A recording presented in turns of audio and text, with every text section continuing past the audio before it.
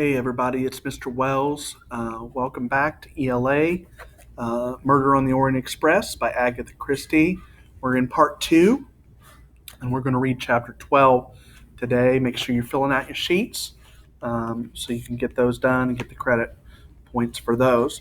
Chapter 12, the evidence of the... Oh, it's Miss Crumwetty. She's going to be... Are you going to be a guest on our video today?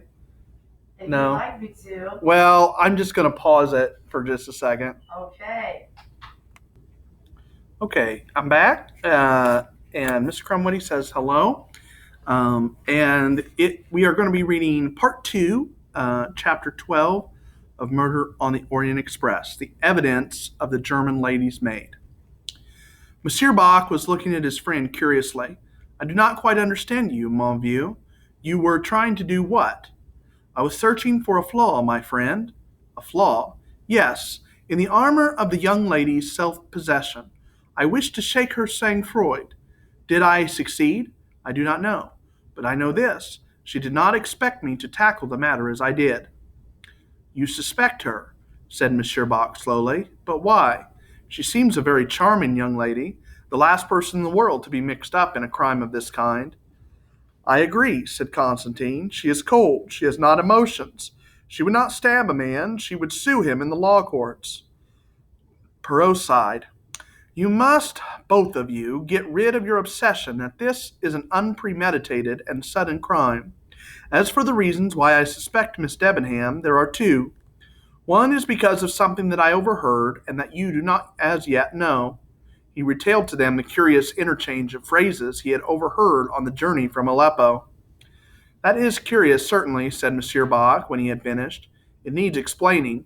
If it means that you suspect it, what it suspect you means, then they are both of them in it together, she and the stiff Englishman.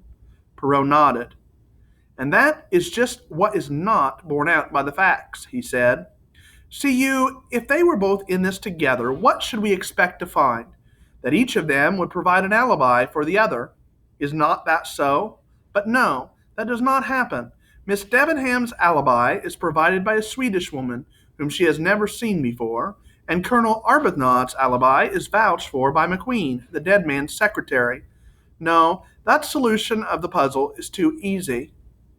You said there was another reason for your suspicions of her, Monsieur Bach reminded him. Perrault smiled. Ah, but that is only psychological. I asked myself, is it possible for Miss Debenham to have planned this crime? Behind this business, I am convinced, there is a cool, intelligent, resourceful brain. Miss Debenham answers to that description. Monsieur Bach shook his head. I think you are wrong, my friend. I do not see that young English girl as a criminal. Ah, well, said Perrault, picking up the last passport, to the final name on our list, Hildegard Schmidt, lady's maid. Summoned by the attendant, Hildegard Schmidt came into the restaurant car and stood waiting respectfully. Perrault motioned her to sit down. She did so, folded her hands, and waited placidly till he questioned her. She seemed a placid creature altogether, eminently respectable, perhaps not over-intelligent. Perrault's methods with Hildegard Schmidt were a complete contrast to his handling of Mary Debenham. He was at his kindest and most genial, setting the woman at her ease. Then, having got her to write down her name and address, he slid gently into his questions. The interview took place in German. We want to know as much as possible about what happened last night, he said. We know that you cannot give us much information bearing on the crime, but you may have seen or heard something that, while conveying nothing to you, may be valuable to us. You understand? She did not seem to. Her broad, kindly face remained set in its expression of placid stupidity as she answered, I do not know anything, monsieur. Well, for instance, you know that your mistress sent for you last night. That, yes. Do you remember the time? I do not, monsieur. I was asleep, you see, when the attendant came and took me. Yes. Was it usual for you to be sent for in this way? It was not unusual, monsieur. The gracious lady often required attention at night. She did not sleep well. Eh bien, then you received the summons and you got up. Did you put on a dressing gown? No, monsieur, I put on a few clothes. I would not like to go in to Her Excellency in my dressing gown. And yet it is a very nice dressing gown. Scarlet, is it not? She stared at him. It is a dark blue flannel dressing gown, monsieur. Ah, continue. A little pleasantry on my part, that is all. So you went along to Madame la Princesse, and what did you do when you got there? I gave her her massage, monsieur, and then I read aloud.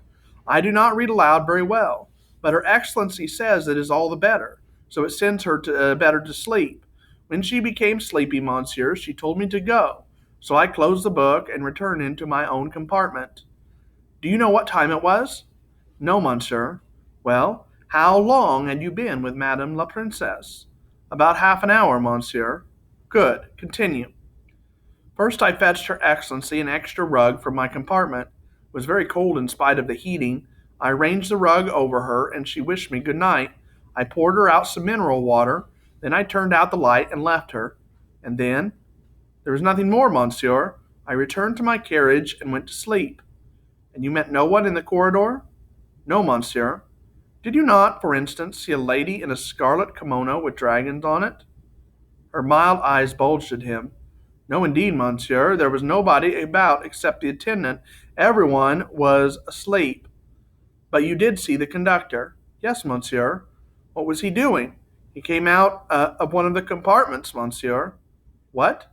Monsieur Bach leaned forward. Which one? Hildegard Schmidt looked frightened again, and Perrault cast a reproachful glance at his friend.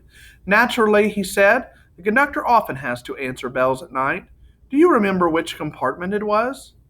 It was about the middle of the coach, monsieur, 2 or 3 doors from Madame la Princesse. Ah, tell us, if you please, exactly where this was and what happened. He ran into me, monsieur. It was when I was returning from my compartment to that of the princess with the rug. And he came out of the compartment and almost collided with you? In what direction was he going? Towards me, monsieur. He apologized and passed on down the corridor towards the dining car. A bell began ringing, but I do not think he answered it. She paused and then said, I do not understand. How is it? Perrault spoke reassuringly. It is just a question of time, he said, all a matter of routine. This poor conductor, he seems to have had a busy night, first waking you and then answering bells. It was not the same conductor who woke me, monsieur. It was another one. Ah, another one. Had you seen him before? No, monsieur. Ah, do you think you would recognize him if you saw him?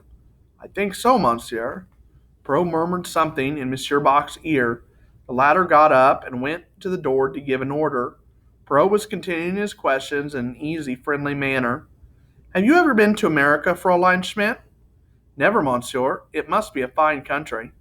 You have perhaps heard who this man was killed really was, that he was responsible for the death of a little child? Yes, I have heard, monsieur. It was abominable, wicked. The good God should not allow such things. We are not so wicked as that in Germany. Tears had come into the woman's eyes. Her strong, motherly soul was moved. It was an abominable crime, said Perrault gravely. He drew a scrap of cambric from his pocket and handed it to her. Is this your handkerchief, Fräulein Schmidt? There was a moment's silence as the woman examined it. She looked up after a moment. The color had mounted a little in her face. Ah, no, indeed, it is not mine, monsieur. It has the initial H, you see. That is why I thought it was yours.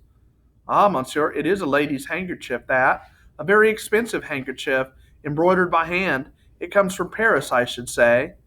It is not yours, and you do not know whose it is? I? Oh, no, monsieur. Of the 3 listening, only Perrault caught the nuance of the hesitation in the reply.